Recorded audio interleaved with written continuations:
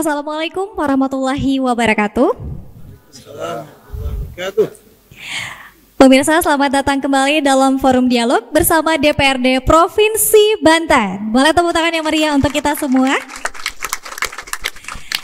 Baik pemirsa, di hari ini kita akan membahas tema yang sangat menarik terkait dengan 23 tahun Banten Melaju Budaya Maju. Seperti kita ketahui bersama bahwa pada 4 Oktober 2023 mendatang, Banten tepat berusia 23 tahun dan budaya adalah jantung suatu masyarakat. Budaya mencerminkan identitas, sejarah, dan nilai-nilai yang membentuk cara kita hidup dan berinteraksi satu sama lain.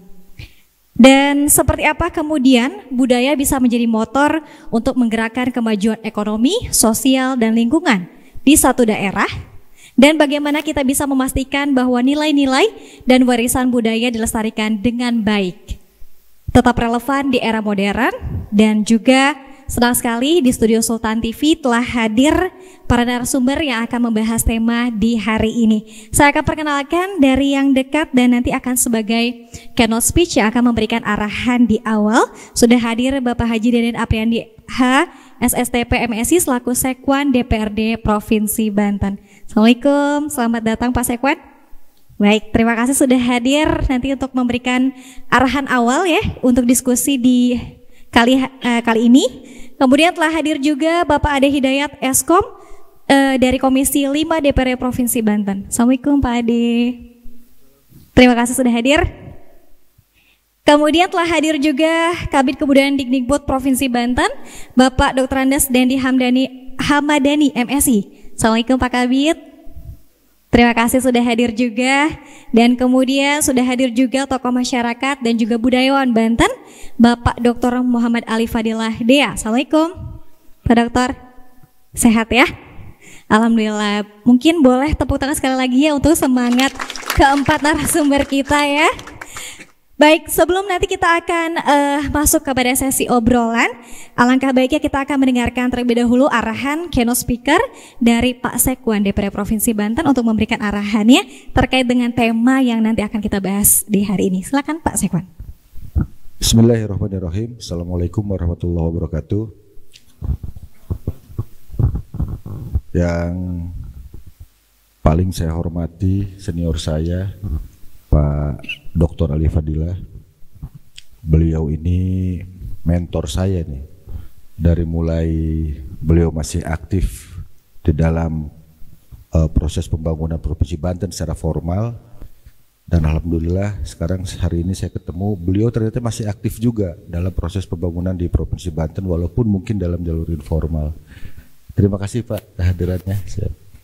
Yang saya hormati Pak Ade, atau saya biasa nyebutnya Kang Ade. Beliau adalah anggota DPRD Provinsi Banten dari fraksi Gerindra Dapil Lebak ya Pak ya.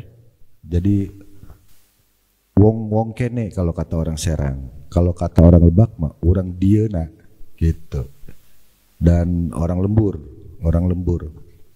Alhamdulillah beliau hadir di tengah-tengah kita. Mudah-mudahan latar belakang beliau juga yang memang asli Banten ini bisa memberikan wacana dan wahana bagi kita semua dalam mendalami tentang kebudayaan di Provinsi Banten. Dan yang saya hormati juga Bapak dari Dinas Pendidikan Kebudayaan banyak mohon yang mewakili Pak Kadis Pendidikan, dan juga yang saya cintai serta yang banggakan rekan-rekan dari mahasiswa yang kelihatannya walaupun panas-panas begini masih semangat untuk bisa mengikuti diskusi. Tiada henti-hentinya marilah kita panjatkan puji syukur kepada Allah Subhanahu wa taala karena alhamdulillah pada hari yang cerah ini kita dapat berkumpul bersama, berbincang dan berdiskusi tentang kebudayaan yang ada di Provinsi Banten. Pada hari ini tagline-nya cukup menarik, Banten Melaju, Budaya Maju. Kalau buat saya sih ini dalam ini artinya jangan sampai Banten melaju budayanya itu maju-maju gitu kan, kurang lebih ininya begitu kalimat terbaliknya, sehingga mudah-mudahan ini bisa menjadi landasan bagi kita semua, terutama para pemangku kebijakan di Provinsi Banten dan juga para pelaku budaya, menyumbangkan pikiran tentang bagaimana kita bisa memajukan kebudayaan yang di Provinsi Banten yang katanya Banten ini penuh dengan beragam budaya gitu loh. Dari ujung kulon sampai ke Tanara sana kalau dihitung ada berapa suku bangsa yang hidup di Banten. Dari ujung barat sampai ujung timur, Merak sampai Tangerang itu berapa suku bangsa juga yang ada di Banten. Dan sekarang waktunya kita coba bisa mengkaji tentang budaya-budaya yang ada di Provinsi Banten tersebut. Salawat dan salam semoga selalu tercurah kepada junjungan kita Nabi besar Muhammad SAW beserta keluarga, sahabat serta pengikutnya hingga akhir zaman. Para hadirin, adik-adikku, para mahasiswa dan juga rekan-rekan dari media, tujuan dari Sekretariat DPRD mengadakan perbincangan tentang kebudayaan ini tidak lain dan tidak bukan ini menindaklanjuti aspirasi dari pimpinan dan anggota DPRD Provinsi Banten periode 2019-2024. Alhamdulillah setelah hampir 23 tahun Provinsi Banten terbentuk, di tahun 2023 ini ada keinginan untuk bisa menyusun sebuah peraturan daerah tentang kebudayaan, karena memang selama ini kita belum punya landasan-landasan hukum yang dapat menjadi tolak ukur bagi kita semua untuk melaksanakan kegiatan-kegiatan yang bersifat budaya, dari mulai perilaku, dari mulai atribut, dari mulai jati diri dan lain sebagainya. Itu secara formal kan belum dirangkum dalam sebuah ketentuan dan peraturan. Nah, ketentuan dan peraturan yang akan disusun ini sudah barang tentu bukan hanya saja untuk mencari hal-hal baru, tapi justru untuk dapat memagari hal-hal lama yang memang warisan dari para leluhur kita. Kita menyadari bahwa latar belakang para leluhur kita ini dari berbagai suku bangsa. Ada yang dari Timur Tengah, ada yang dari Cina, ada yang dari mana-mana, semua berkumpul di Banten karena memang zaman dulu Banten itu pusat perdagangan, sehingga semua kultur-kultur yang dari luar itu masuk ke wilayah Banten. Namun demikian, ada kultur mayoritas yang memang sampai saat ini dilaksanakan oleh sebagian besar masyarakat. Nah, ini kemudian harus mendapatkan pengakuan secara formal dari pemerintah tentang upaya untuk memajukannya dan upaya untuk melestarikannya, gitu loh. Sehingga ketika memang Perda ini terbentuk, ini bisa menjadi dasar bagi lembaga pendidikan ataupun yang lainnya untuk bisa menginformasikan kepada masyarakat secara luas, baik itu tingkat SD, SMP, SMA dan seterusnya. Nanti tinggal berbagi kewenangan dengan kabupaten kota yang ada di Provinsi Banten. Penyebaran tentang budaya Banten ini yang digagas oleh pimpinan dan anggota DPRD Provinsi Banten patut kita apresiasi. Kenapa demikian? Karena diakui atau tidak, sebagian besar dari kita, terutama para remaja ke bawah, itu sudah banyak yang lupa tentang jati diri Banten. Sudah banyak yang lupa tentang sejarah kebantenan gitu. Nah, dalam perda itu kita upayakan apa yang menjadi landasan berdirinya Kerajaan Banten sampai dengan sekarang Provinsi Banten itu akan tercantum di situ. Karena sekarang gedung DPRD itu kita create sedemikian rupa agar memiliki jati diri, bisa memunculkan jati diri kebantenan. Dari mulai pagar depan terus sampai ke belakang. Bahkan di dalamnya kita juga menampilkan peninggalan-peninggalan alam dari Provinsi Banten yang alhamdulillah dari kampungnya Kang Ade itu ada batu sempur, batu fosil dan lain sebagainya. Itu di daerah lain nggak ada, itu di Banten adanya. Jadi kaget. Nah, akhirnya dijelaskan ini bukan Angling Dharma, tapi ini memang konsep gedung Kesultanan Kenari itu kan, segala macam dijelaskan lah segala macam. Ya mereka nggak ada yang tahu itu. Nah artinya walaupun itu sepenggal lembaga pendidikan yang ada di Banten, mudah-mudahan ini tidak mayoritas seperti itu. Ya artinya memang pelajaran-pelajaran yang bermuatan lokal kayaknya memang sudah agak ditinggal nih oleh sekolah-sekolah. Ya bisa jadi karena mereka tidak punya aturan payung hukum yang bisa menampilkan mata-mata pelajaran yang terkait dengan muatan lokal atau kebijakan-kebijakan tentang kebudayaan-kebudayaan lokal.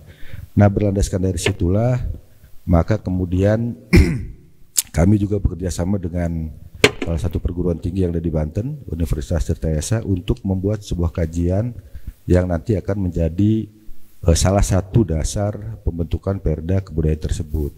Dan diskusi kita sore hari ini juga itu menjadi salah satu masukan bagi anggota Pansus nanti yang akan membahas tentang bagaimana pemajuan kebudayaan yang ada di Provinsi Banten.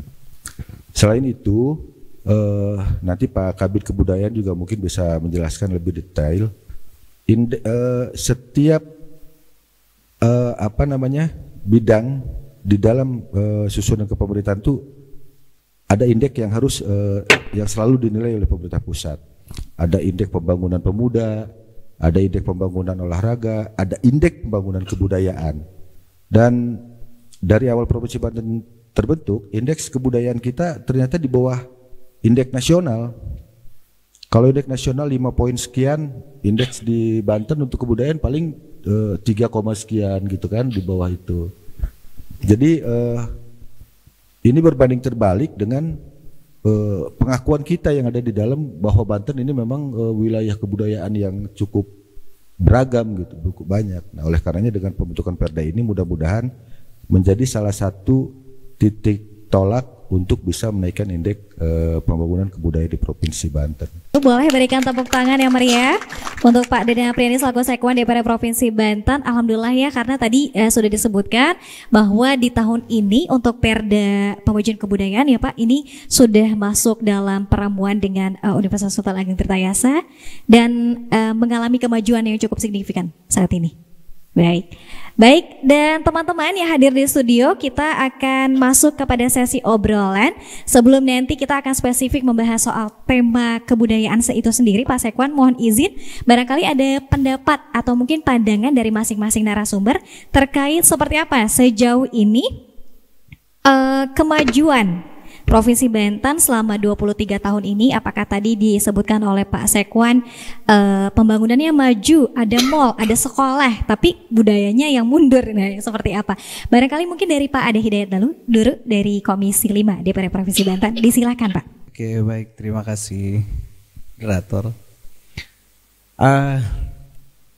Ada yang menarik tadi, kalau Pak Sekwan bilang Banten maju, Banten melaju, apa? Banten maju budaya maju, atau Banten melaju budaya maju.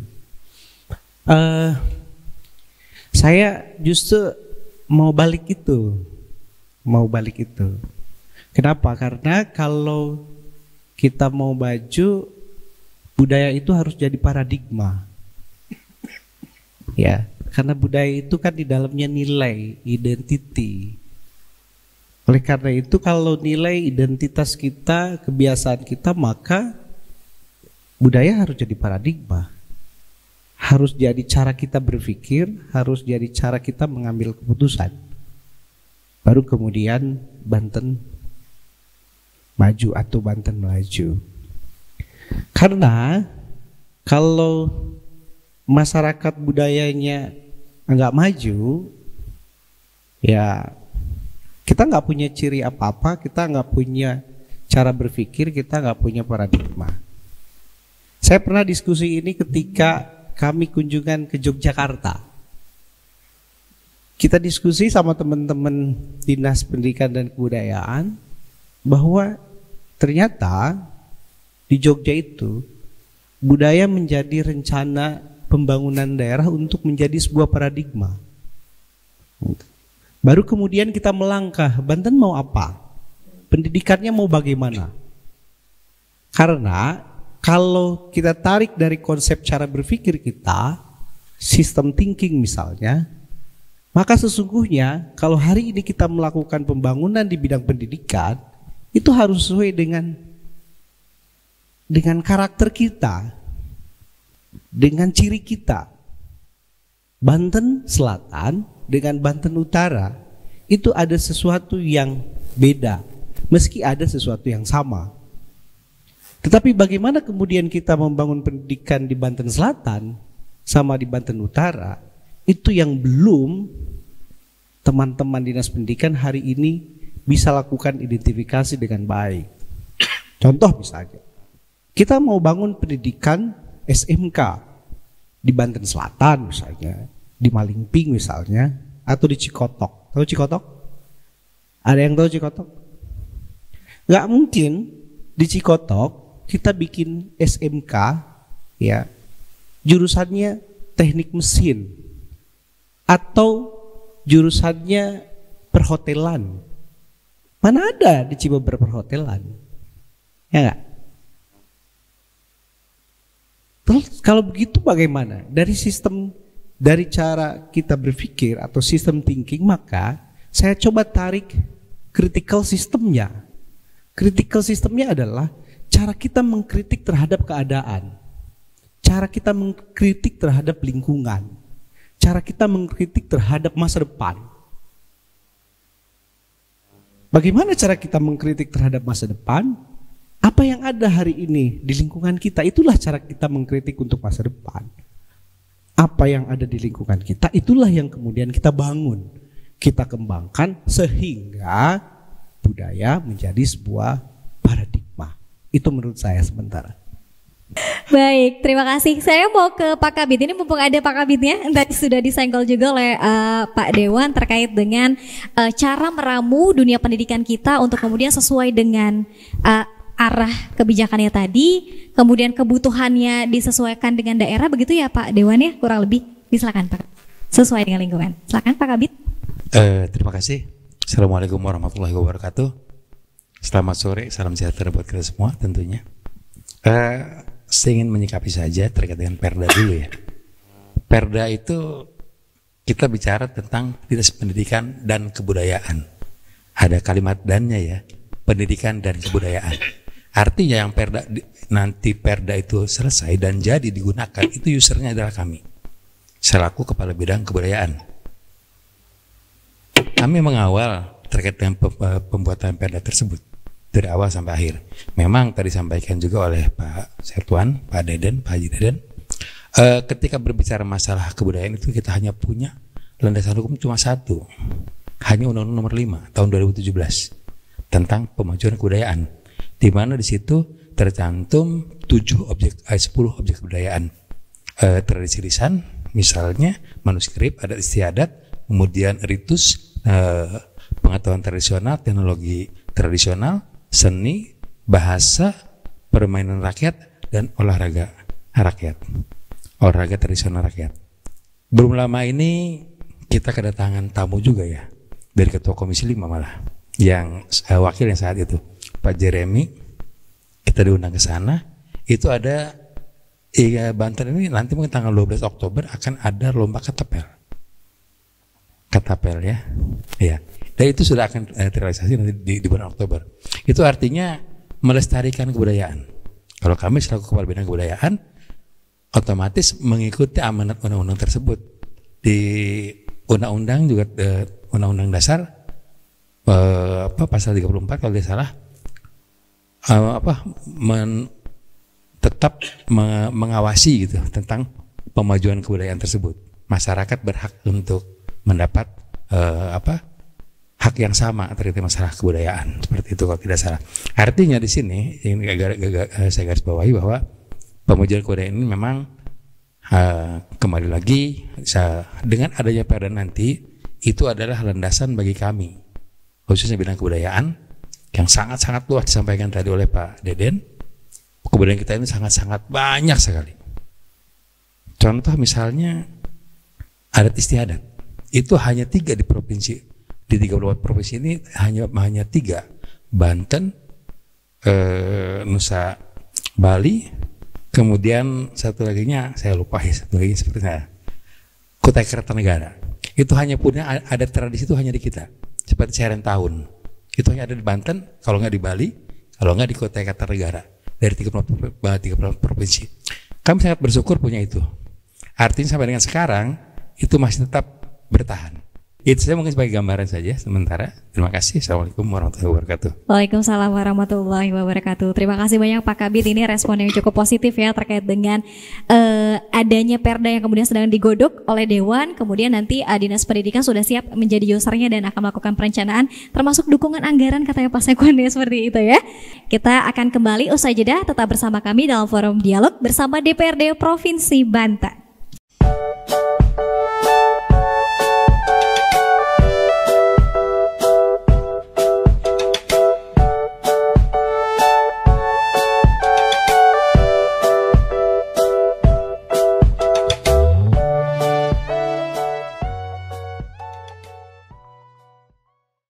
Ya pemirsa, masih bersama kami dalam forum dialog bersama DPRD Provinsi Banten. Baik, tema kita masih hari ini terkait dengan 23 tahun Banten Melaju Budaya Maju. Saya mau ke Pak Ali dulu, silakan Pak Ali. Mungkin pertanyaannya masih sama. 23 tahun Banten, kalau dari sudut pandang budaya sudah maju atau belum, Pak Dokter? Silakan. Baik, terima kasih. Assalamualaikum warahmatullahi wabarakatuh. Yang saya hormati Pak Deden, Pak Ade dan Pak Dendi dan Teh Dia ya. Agak susah juga untuk menjawab pertanyaan itu ya. Saya akan bawa saja dulu ke masa lalu ya. Kenapa kebudayaan dipentingkan di negara kita ini? Sebetulnya sudah dalam Undang-Undang Dasar 45 sudah dipentingkan. Hanya bagaimana cara kita melaksanakannya itu yang masih menunjukkan perbedaan. Kemudian ada keputusan UNESCO yang menganggap kebudayaan adalah sumber daya, sehingga masuk ke dalam ranahnya sustainable development. Kemudian bikinlah agenda 21 nasional kebudayaan. Dan di dalam agenda itu jelas dinyatakan bahwa ini terkait dengan pernyataan Pak Deden dengan Pak Ade tadi, sebetulnya tidak ada dikotomi ya. Kalau di dalam agenda 21 nasional itu kebudayaan ada 3 dimensi. Yang pertama adalah sebagai the fountain of development, mata airnya pembangunan. Jadi segala sesuatu harus ditarik kepada sumbernya. Nah, ini sama dengan searah dengan paradigma yang dikatakan oleh Pak Ade tadi. Terus yang kedua, kebudayaan, the culture is the hub of development, porosnya pengembangan pembangunan itu. Dua yang berbeda. Dan yang terakhir nih, yang disebut dengan kebudayaan itu adalah the aims of development, tujuan dari pembangunan itu. Jadi 3 hal ini tidak bisa dipisah-pisahkan, seluruhnya adalah kebudayaan. Jadi kalau mahasiswa ingin dengar pengertian kebudayaan, silahkan baca bukunya banyak, tapi saya sarankan Anda untuk mengingat saja, karena buku terlalu besar dan terlalu banyak. Mulai kita tidur sampai bangun tidur lagi, itu sudah masuk ke dalam kebudayaan.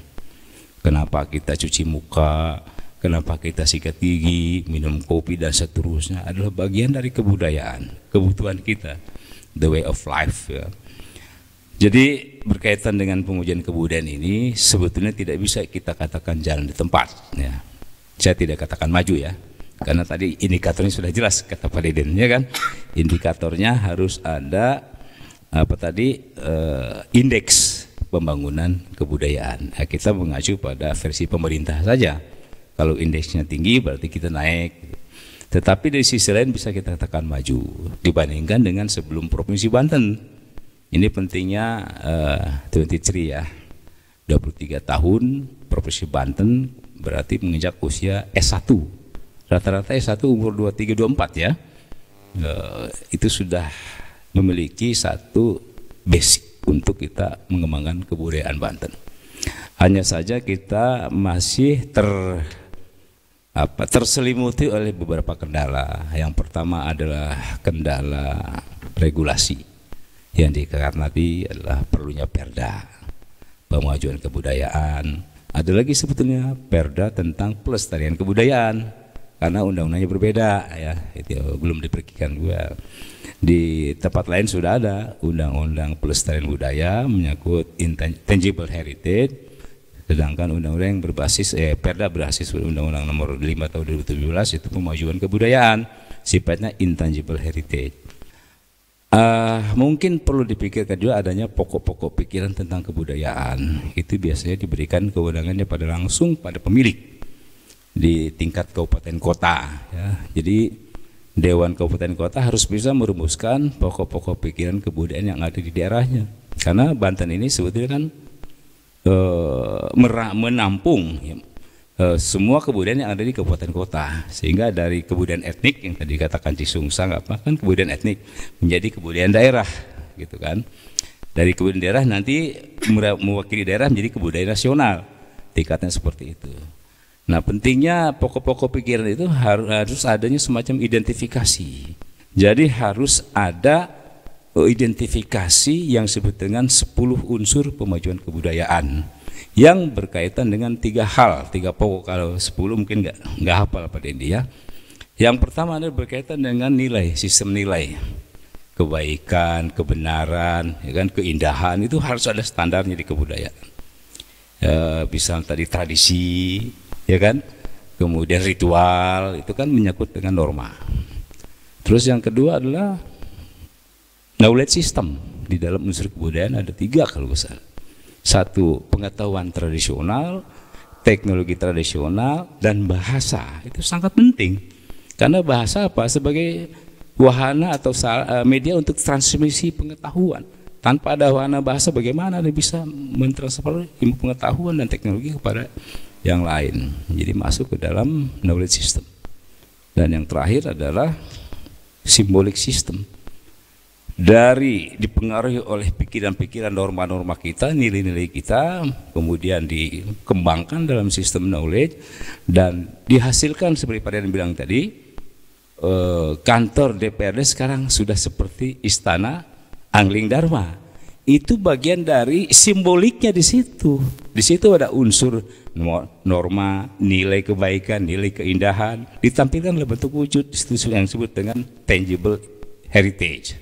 Jadi ketiga ini harus ada tercantum di dalam pokok-pokok pikiran kebudayaan yang kemudian diproses oleh lembaga legislatif menjadi bagaimana strateginya. Setelah kita identifikasi, kita rumuskan strateginya bagaimana. Ya, harus ada prioritas yang harus kita ajukan. Kira-kira untuk 5 tahun ke depan apa sih yang harus kita prioritaskan? Terutama untuk pembangunan, ya kan, sebagai hub ya, sebagai hub dari development ya. Nah, kemudian kita coba setelah ada prioritas itu kita rumuskan unsur waktunya, unsur tangible-nya, intangible-nya, karena kita harus juga memperhatikan Undang-Undang nomor 10 tahun Undang-Undang 11 tahun 2010 tentang cagar budaya, karena tidak bisa dipisahkan. Ketika misalnya desa adat di Citorek, terutama di Lebak Cipeduk, itu tidak desa adat mengadakan seren tahun, itu berkaitan dengan bundan berundak Cipeduk gitu. Kenapa harus di situ? Padahal mesejnya berbeda. Yang satu adalah dari mas tradisi prasejarah, yang satu modern misalnya. Itu juga harus kita atur. Takutnya ada kerusakan, bagaimana selainnya gitu. Ketika kita mengadakan seren pasti banyak undangan datang kan. Nah itu juga harus ada standarisasinya. Bagaimana caranya dikaitkan antara tradisi seren tahun dengan penghargaan kita kepada cagar budaya. Baik, terima kasih banyak Pak Ali. Ini komprehensif sekali ya untuk pandangan dan juga statementnya. Masih ada Pak Sekwan di sini dan juga ada Pak Dewan. Ini sebetulnya kan pembicaraan terkait dengan perumusan Perda ini katanya sudah beberapa tahun lalu nih Pak Sekwan. Jangan-jangan saat ini juga masih PHP atau seperti apa nih? Barangkali ditanyakan juga oleh teman-teman seniman dan budayawan yang sedang menonton. Saat ini seperti apa Pak? Apakah ada perkembangan yang cukup signifikan dan positif untuk pembentukan Perda itu atau seperti apa? Silakan Pak Sekwan. Pak Sekwan dulu dan nanti disambung oleh Pak Ade. Silakan Pak. Ya, terima kasih. Saya sempat minta izin ke pimpinan saya, baik Pak PJ Gubernur maupun Pak Ketua DPRD, khusus untuk penyusunan perda pembangunan kebudayaan ini saya pengen incas langsung, artinya terlibat langsung lah dari sekretariat. Kenapa demikian? Karena memang katanya sih saya ini lahir, kecil, besar, tua, dan insya Allah mati juga di Banten gitu. Jadi sudah sebuah kewajiban bagi saya untuk ikut berperan aktif dalam pembangunan kebudayaan di Banten. Dan dalam posisi saya sebagai sekretaris DPRD yang juga sekaligus sekretaris badan penyusunan Bamperda, itu selalu bukan saja memantau tapi ikut mendorong agar Raperda ini segera diproses secara formal. Dan alhamdulillah proses penyusunan perda ini kajian akademisnya sudah selesai dan sudah dibahas di Bamperda, Badan Pembentukan Peraturan Daerah, yang tadi saya sampaikan di mana saya sebagai sekretarisnya dan ketuanya Pak Yudi. Itu sudah diputuskan bahwa rancangan peraturan daerah ini akan dibawa ke paripurna. Jadi kalau sudah dibawa ke paripurna, nanti di situ akan diputuskan, insya Allah bahwa rancangan ini tetap berjalan, terus berjalan. Kemudian penyusunan pansus ya, Pak Ade ya, itu artinya bergulir. Dan kami sudah menjadwalkan rapat pada tanggal 24 besok, rapat pansus untuk penjadwalan paripurna terkait dengan pembahasan Raperda ini. Mungkin demikian. Baik, terima kasih Pak Sekwan. Dari Pak Ade ada tambahan Pak untuk memperkuat terkait dengan proses pembentukan perda ini. Kemudian kalau kita lihat tadi Pak Ali tersenyum ya, melihat wah hampir pansus Pak, tenang Pak. Silakan Pak Ade. Ya, perda ini kan cuma bagian dari ya salah satu regulasi yang bisa mendorong untuk ada sebuah kebijakan ya yang memang dibuat dan direncanakan oleh pemerintah. Cuma oke lah, nanti kita perda juga kita sedang berproses ya kan.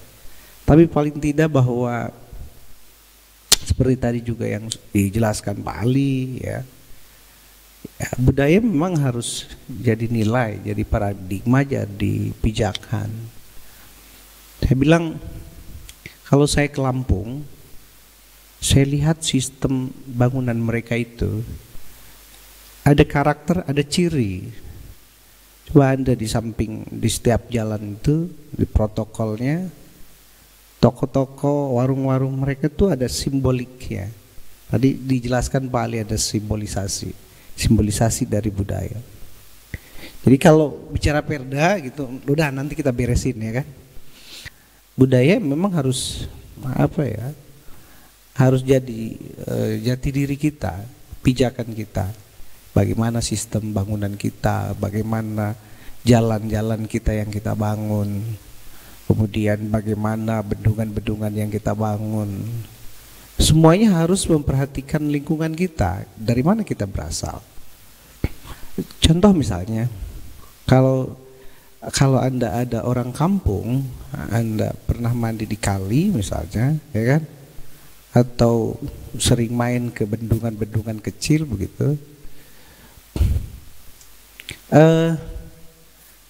Ada saluran-saluran kecil di antara bendungan itu untuk kemudian mengalirkan air ke sawah-sawah, ya kan? Simbolisasi itu dulu gitu, dulu ya kan. Tapi bukan berarti kita harus hidup dengan cara yang dulu ya, dengan gaya yang dulu gitu. Tapi nilai-nilai itu yang kemudian kita tarik satu kesimpulan bahwa apa yang kita lakukan itu harus banyak manfaatnya, harus banyak faedahnya. Nah, kalau misalnya tanpa, saya mulai dari mana ya? Bendungan kita buat misalnya nih, kemudian kita alirkan ke sawah-sawah, ya kan. Kemudian ada pancuran-pancurannya, tahu pancurannya? Tahu nggak? Tahu nggak pancuran? Nggak tahu ya. Atau kemudian ada sebagian masyarakat di sawahnya ada yang menanam padi, ya. Lalu kemudian dengan ikannya, ada bagian kolam-kolam dan sawah-sawah dengan ikannya. Maka artinya air yang mengalir itu ya bisa memberikan manfaat dan dampak yang lebih lengkap, ya, atau manfaat yang lebih lengkap. Orang di situ bisa menggunakan air karena air bersih untuk mandi, ya kan? Padahal mengaliri sekitar sawah. Lalu kemudian air juga aman untuk orang di situ bikin keramba, ya, ikan mas misalnya, apa itu keramba gitu kan. Lalu kemudian airnya juga dialirkan ke tempat-tempat yang lain, dipakai mandi buat anak-anak juga aman. Apa maksud saya? Kalau hari ini PU misalnya membangun irigasi, harus punya konsep dari mana cara kita dulu, ya kan? Kalau dulu orang mandi pakai air itu tidak terganggu, ya kan? Kemudian airnya bersih, bisa dipakai nyuci, ya kan? Sepanjang kali misalnya orang mencuci dan lain sebagainya. Maka hari ini kalau PU bangun irigasi gitu, maka caranya gimana? Irigasi bisa dimanfaatkan untuk banyak orang. Jadi PU kalau bikin irigasi harus coba, ya kan, membuat cara-cara itu biar bisa digunakan manfaatnya untuk banyak orang, hanya tidak segelintir orang, atau tidak hanya untuk ngairin sawah aja. Bisa untuk dipakai mandi, bisa untuk pakai wisata, karena airnya terjaga. Tidak sembarang orang kemudian buang kotoran misalnya, ya, rumah-rumah buang MCK-nya itu tidak ke kali dan lain sebagainya. Konsep itu perlu dibangun, perlu dibuat secara holistik, secara menyeluruh. Karena itu sering saya katakan, kalau kita mau sukses Banten ini indikator majunya, maka ciri-ciri budaya kita mari kita mulai nilainya dari dulu. Masyarakat kita, orang tua kita dulu melakukan sesuatu itu berpikir panjang untuk banyak manfaat. Kira-kira itu. Baik. Paham nggak maksud saya? Paham. Baik. Terima kasih Pak Ade. Boleh tepuk tangan dulu ya untuk komitmen dan tadi cukup tegas, pokoknya kita akan selesaikan Perda Kemajuan Kebudayaan ya. Baik, Pak Ali, Pak Kabid, Pak Ade dan juga Pak Sekwan, kita harus jeda kembali. Nanti usai jeda kita akan mengundang peserta untuk langsung bertanya kepada keempat narasumber kita hari ini. Tetap bersama kami dalam forum dialog bersama DPRD Provinsi Banten.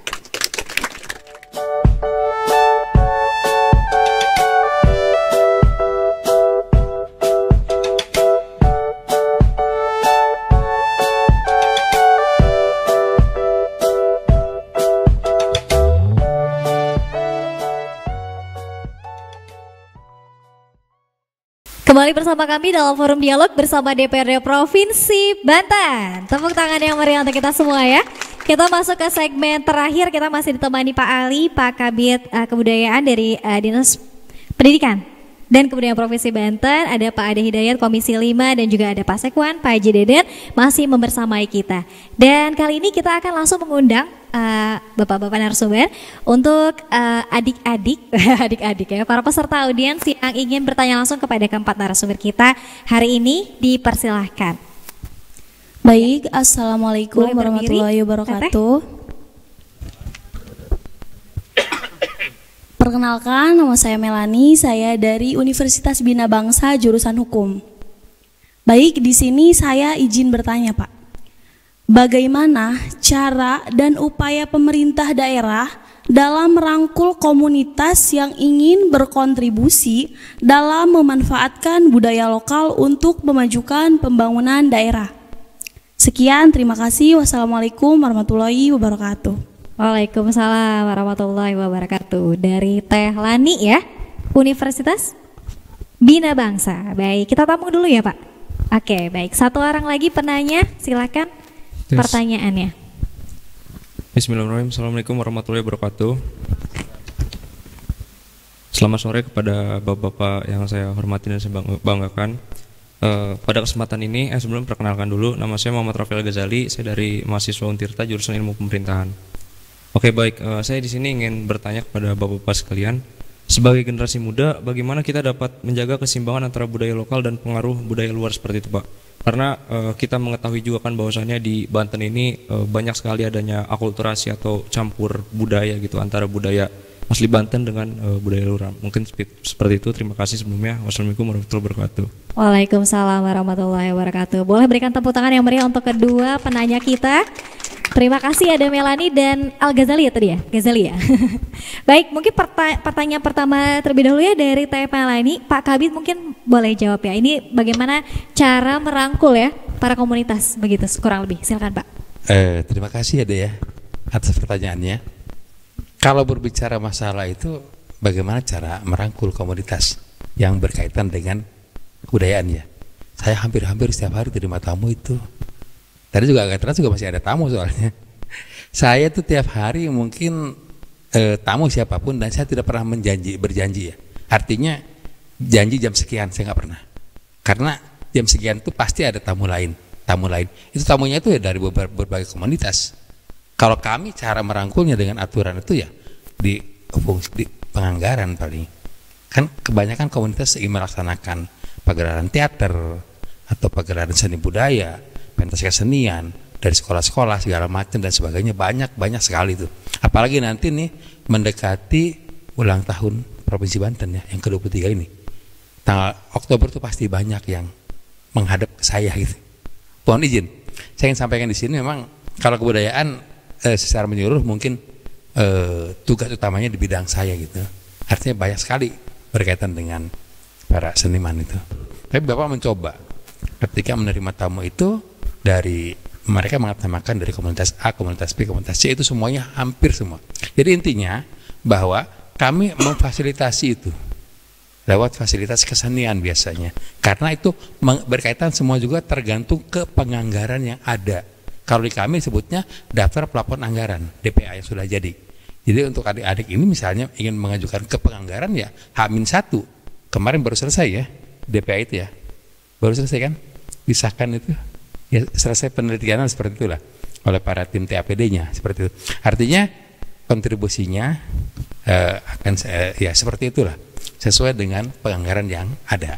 Baik, terima kasih Pak Kabid. Tema ini terjawab, kalau tidak terjawab langsung ke kantor Pak Kabid katanya ya di Dinas Pendidikan dan Kebudayaan Provinsi Banten.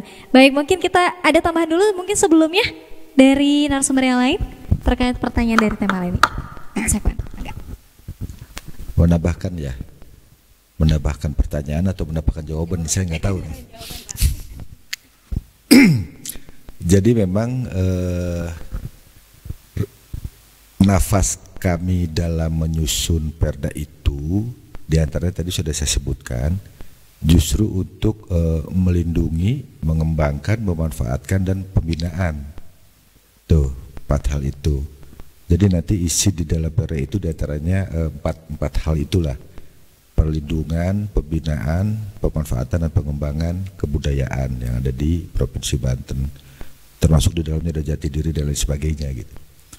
Lah harapannya sih ini bisa menjadi dasar bagi OPD yang menangani tentang kebudayaan untuk bisa lebih mengembangkan kegiatannya gitu loh berdasarkan perda itu.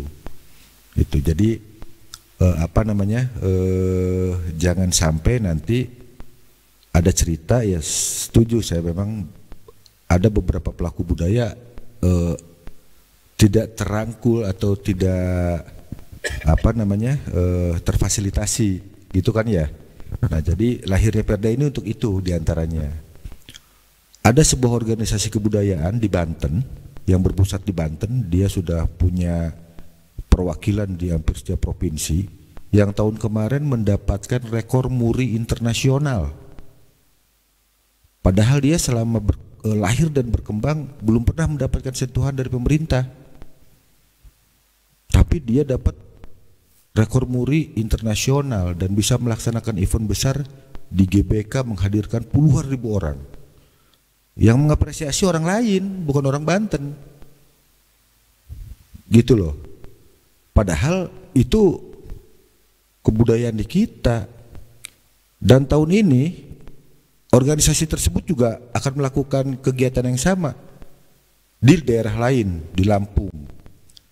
Yang dibawa itu ya kebudayaan Banten. Kalau Ade pernah ngedenger keceran atau apa, itu di bulan Maulud pasti ada organisasi yang banyak melakukan keceran-keceran itu. Nah itu dirangkum oleh salah satu organisasi dan mereka bisa mendapatkan penghargaan dari MURI internasional dan mendapatkan penghargaan dari WHO apa? WHO ya? Ya apa UNESCO? WHO mah kesehatan ding. Oh saya ingat waktu tugas di tempat lain soalnya. UNESCO. Nah, mereka itu belum tersentuh oleh pemerintah atau tidak disentuh, saya nggak tahu. Tapi saya perhatikan dia memang dari awal dulu sampai titik sekarang itu berjalan sendiri. Nah, makanya Perda ini nanti untuk bisa masuk ke wilayah-wilayah itu, bagaimana cara mengembangkan kebudayaan, bagaimana cara memanfaatkan kebudayaan gitu loh. Bagaimana cara melindungi. Nah jadi mudah-mudahan apa yang dikhawatirkan oleh Dek Melan tadi tentang saling rangkul-merangkul dengan Perda ini bisa mulai digali lah. Bisa dimulai jalinan komunikasi yang baik antar pelaku budaya dengan pemerintah daerah. Mungkin itu. Terima kasih. Baik, terima kasih Pak Sekuen dan Pak Kabid. Bersiap-siap, tamunya nanti akan semakin banyak Pak ya, ketika Perda sudah diketok palu. Kita bergeser ke pertanyaan kedua dari Ghazali ya, tadi terkait dengan akulturasi budaya luar dan lokal ya yang dimiliki. Dari Pak Ali dulu mungkin ya. Silakan Pak. Begini ya, sekalian aja dua-duanya. Yang pertama, dalam kebudayaan tidak ada istilah merangkul atau dirangkul. Jangan ciptakan jarak ya, seolah-olah kebudayaan itu terpisah dari pemerintahan. Di dalam undang-undang perlunya keterlibatan semua pelaku budaya di dalam undang-undang ini. Jadi seharusnya tidak perlu dirangkul. Mereka otomatis terlibat karena yang punya kebudayaan bukan pemerintah, masyarakat sendiri, komunitas sendiri gitu. Hanya tinggal memberikan ruang pada mereka untuk apa tadi event tertentu, apakah nasional, apakah lokal, apa internasional, ya kan? Nah disitulah nanti kebudayaan masuk, melatih mereka yang tadinya hanya pakai baju biasa, pangsi dibikin hiasan, dibikin batik Banten lah, apalah gitu, supaya lebih dari kesenian etik menjadi kesenian daerah. Jadi kemanapun mewakili daerah. Ya kan, si seniman bangga ini Banten nih gitu, ya kan, batiknya Banten, tenunnya Banten, apa namanya itu, ikatnya juga Banten, semuanya Banten. Ya, clear ya, tadi sudah jelaskan. Yang kedua, tidak bisa ditolak modernisasi itu masuk ke ranah kebudayaan yang paling inti. Karena itu ada konsep pemajuan kebudayaan sesungguhnya adalah untuk menjaga ketahanan budaya, bukan hanya ketahanan pangan saja. Ya, harus ada ketahanan budaya, dan itulah yang membuat kita elastis, bisa masuk, bisa menggunakan, bisa tidak. Diperlukanlah tadi yang saya katakan, kita harus sudah punya standar nilai kebenaran, nilai kebaikan, nilai estetik dan lain-lainnya. Tanpa itu kita tidak punya cara kita untuk meningkatkan ketahanan budaya, itu susah. Contoh misalnya, saudara tahu ada jenis lukisan khusus di Bali namanya lukisan kamasan. Itu orang belajar dari kecil, dari bantal kayak kasut kayak dulu kisah aja, sekarang pakai kanvas, ceritanya tentang Bali, sekarang bisa mengubah dirinya menjadi cerita tentang nasional. Bagaimana kalau cerita kita angkat menjadi dimediasi melalui multimedia, cerita tentang perjalanan Hasanuddin sampai ke Gunung Pulau Sari, bertemu dengan para pertapa di sana. Tidak ada peperangan kok. Yang ada silahkan Anda berkuasa, biarkan kami beribadah di sini, ya kan? Itu belum ada yang merancang menjadi semacam tontonan media pembelajaran bagi teman-teman. Sekarang kalau kita nonton begitu aja bosan, nonton wayang bosan. Tapi dengan multimedia kita kan bisa mengakses kapan saja, di mana saja. Karena HP di tangan Anda semua. Tidak ada orang yang pegang HP sekarang. Saya juga HP-nya 3 gitu kan. Cuman murahan semua. Iya kan? Sekarang sudah main multimedia. Di samping kita melestarikan kebudayaan, mengembangkan kebudayaan, kita harus juga menguasai IT. Itu sangat penting. Kalau kita tidak ingin dilibas, digilas oleh globalisasi. Itu disebut. Nah, sekarang dibalik pertanyaannya. Kalau dunia luar bisa mempengaruhi kebudayaan kita, kenapa kita tidak bisa mempengaruhi kebudayaan lain? Sanggup gak mahasiswa bergerak seperti itu? Di undang-undang dijamin pemajuan kebudayaan itu arahnya untuk memperkaya peradaban dunia, bukan hanya Indonesia. Ingat loh, angklung sudah di performance di mana-mana, ya kan? Mulai di Perancis sampai ke New York kok. Sekarang Banten mah apa? Kita biasanya ada event tahunan loh, 5 tahunan namanya Tong Tong Fair. Di Belanda, di Leiden itu selalu ada kegiatan kesenian pasar malam khusus untuk orang Indonesia. Dulu Banten pernah mengirimkan misi kesenian ke sana, dan alhamdulillah orang mengapresiasi kesenian. Apa ini kok jauh-jauh dari Banten bawa beduk gitu, ya kan? Rampak beduk ditampilkan. Nah, kemarin juga waktu saya menghadiri acara di Kodam 3 Siliwangi, itu beduk Banten juga tampil kok, di antara Cirebon, Sisingaan, ya kan? Jadi jangan khawatir. Kita harus bisa menguasai teknologi untuk mengembangkan kebudayaan. Jangan takut, teknologi adalah bagian dari kebudayaan dan dijamin dalam unsur pemajuan kebudayaan. Ya kan? Itu teknologi sebagai salah satu unsur pemajuan kebudayaan. Terima kasih. Baik, terima kasih banyak Pak Ali. Boleh tepuk tangan yang meriah untuk keempat narasumber kita. Kalau bertanya sih pasti masih ada ya Pak. Mungkin ini terbatas waktu, nanti mungkin di kesempatan lainnya bisa kita sambung kembali. Sekarang kepada keempat narasumber kita untuk memberikan closing statementnya, singkat-singkat saja Pak. Mungkin mulai dari Pak Sekwan dulu. Yang ingin kami sampaikan dalam kesempatan yang berbahagia ini adalah jangan sekali-kali kita melupakan jati diri kita. Karena apapun yang kita jalani pada hari ini merupakan hasil kerja keras dari para pendahulu kita. Sehingga apa yang dilakukan oleh para wakil-wakil rakyat kita di DPRD ini memang sebuah langkah yang cukup progresif, yang diharapkan bisa lebih memunculkan jati diri kebatenan kita.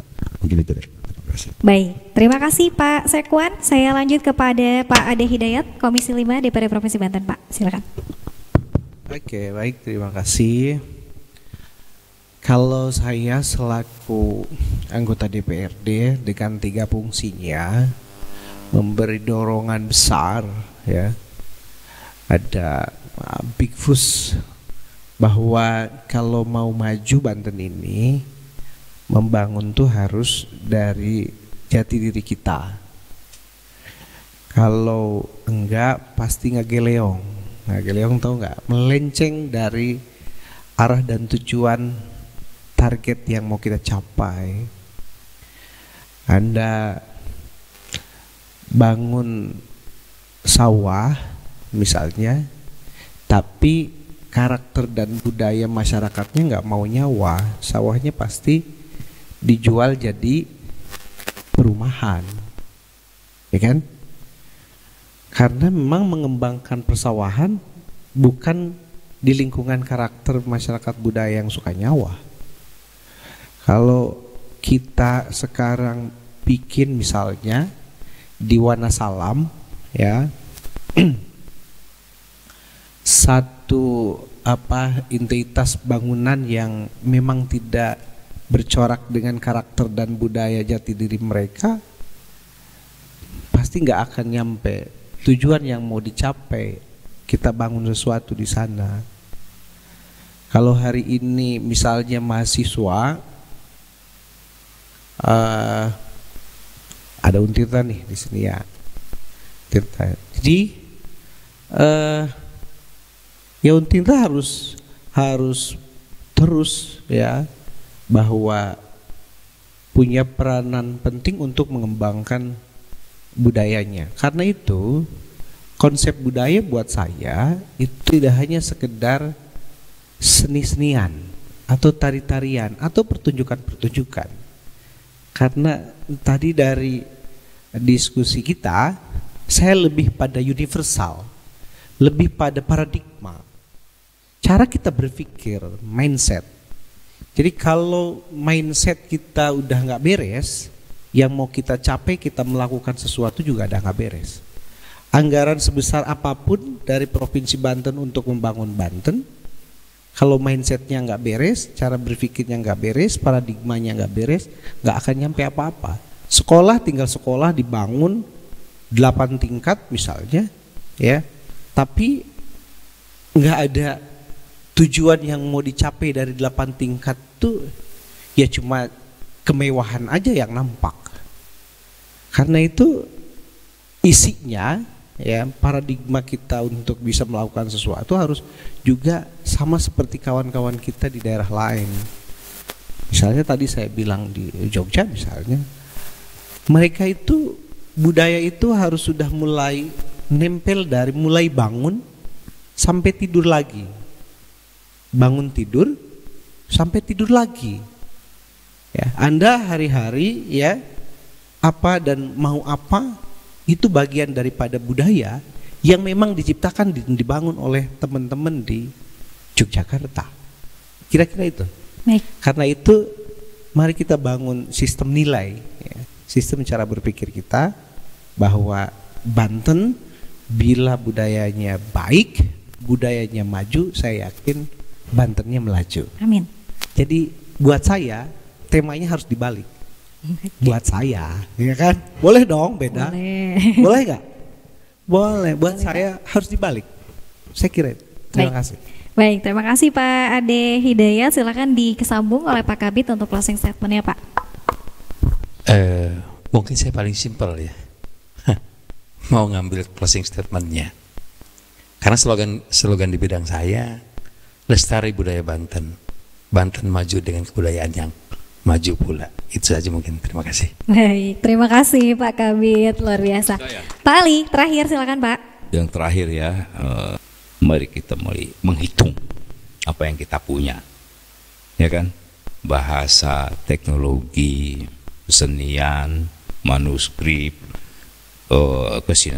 permainan rakyat, olahraga rakyat, apa yang kita punya di sekeliling kita. Mahasiswa jangan lupa berangkat dari Cibareno Kadiu teh, hayang kuliah udah lupa, begitu udah lupa bahasa Cibarenonya, ya kan? Lupa bikin sale. Take into account, berhitung, jadikan sesuatu menjadi penting bagi diri kita. Yang kedua, kita ini masyarakat elit, ya, anggap saja begitu, karena tidak semua bisa jadi mahasiswa, tidak semua bisa jadi anggota dewan, tidak semua bisa jadi kabid atau pasekwan. Anda juga terbatas, tidak semua bisa jadi mahasiswa. Karena itu kita harus mencoba sebagai elit ini menjadikan sesuatu budaya itu sebagai dalam bentuk public outreach. Jadi daya jangkaunya harus kemana-mana. Saudara pulang ke rumah, ini loh kebudayaan, ini loh kesenian, kembangkan. Anda punya wacana, ya, punya wahana yang luar biasa di dalam kegiatan mahasiswa, misalnya untuk KKM, PKL, kembangkan itu, ya kan? Itu yang saya maksud dengan public outreach. Perluas jangkauan publiknya dari kebudayaan kita. Demikian dari saya, mudah-mudahan bisa ditangkap ya.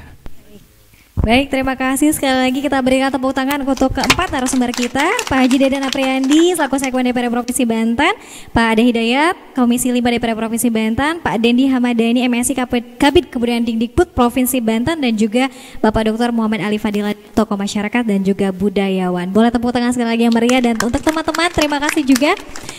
Dan kita berharap bahwa tadi meskipun Pak Ade meminta temanya kita balik ya, dan menjadikan budaya sebagai paradigma dan juga tolak ukur untuk pembangunan di Provinsi Banten, dan kita berharap bahwa Banten di usia 23 tahun bisa lebih maju dan budayanya bisa dijadikan sebagai hidup ya, dasar hidup untuk kita semua.